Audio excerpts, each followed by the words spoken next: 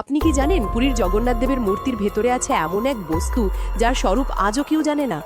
আরও অবাক লাগবে শুনে, জগন্নাথ, বলরাম ও সুভদ্রার বিগ্রহ পাথরের নয়, বরং বিশেষ এক পবিত্র কাঠে তৈরি। দাপর যুগের শেষে যখন শ্রীকৃষ্ণের দেহ দাহ করা হয়, এক অলৌকিক ঘটনা ঘটে। প্রভুর দিব্য হৃদয় কিছুতেই দগ্ধ হচ্ছিল না।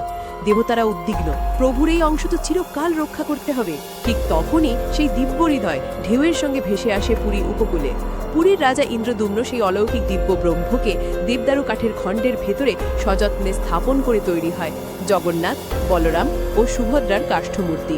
কারণ এই মূর্তির ভেতরেই তো আছে প্রভুর সেই অবশিষ্ট জীবন্ত দিব্য হৃদয়। এই কারণেই 12 বা 19 বছর অন্তর যখন নতুন কাঠের মূর্তি তৈরি হয়, তখন সব বদলালেও বদলায় না প্রভুর সেই দিব্য হৃদয়। অন্ধকার ঘরে চোখ বাঁধা পুরোহিতরা মন্ত্রোচ্চারণে তা স্থানান্তর করেন। এটাই হলো রহস্যময় নবকলবর।